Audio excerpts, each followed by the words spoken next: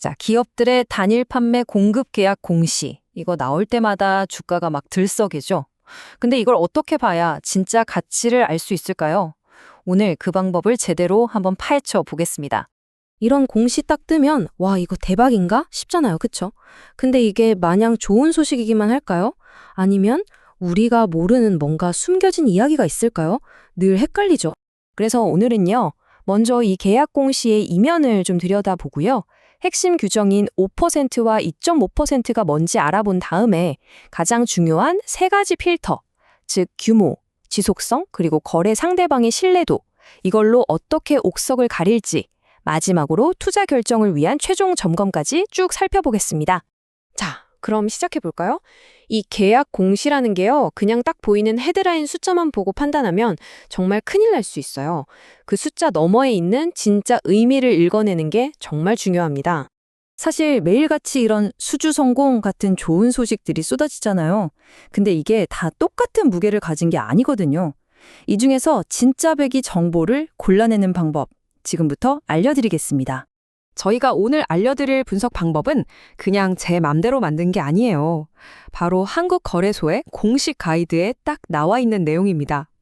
그러니까 도대체 어떤 계약을 꼭 공시해야 하는지 그 기본 규칙부터 알아야겠죠? 오늘 우리가 집중해서 볼 공시가 바로 이 단일 판매 공급 계약 공시인데요.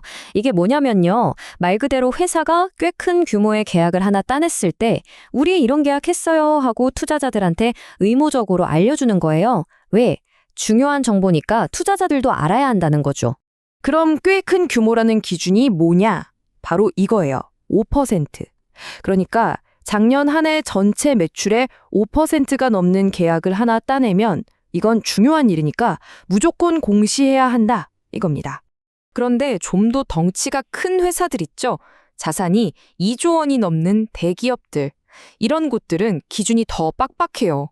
5%가 아니라 2.5%만 넘어도 바로 공시해야 합니다.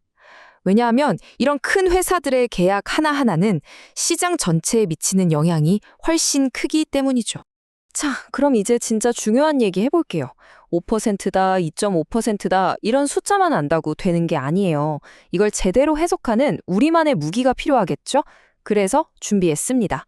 바로 3단계 필터 프레임워크. 딱 세 가지만 기억하세요. 규모, 지속성, 거래 상대방. 자, 첫 번째 필터는 바로 규모입니다. 공시에 매출액 대비 몇 프로 이렇게 딱 나오잖아요?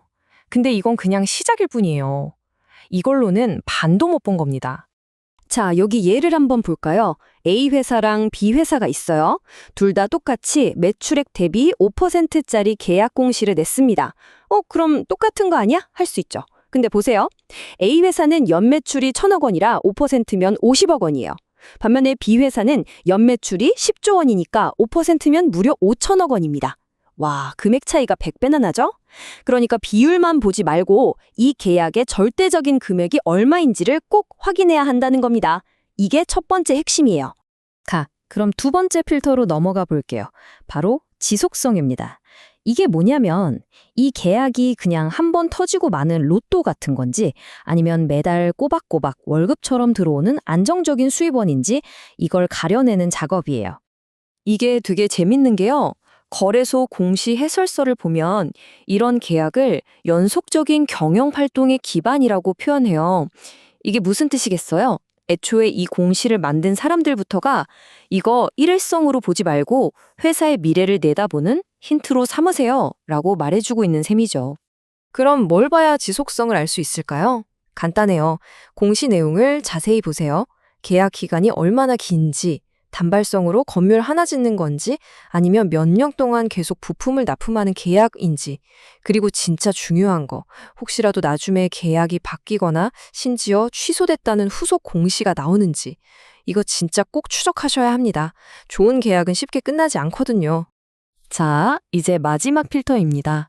이게 어떻게 보면 가장 중요하고 또 전문가들이 꼭 챙겨보는 부분이에요. 바로 거래 상대방의 신뢰도. 아무리 수천억짜리 계약을 따내면 뭐예요?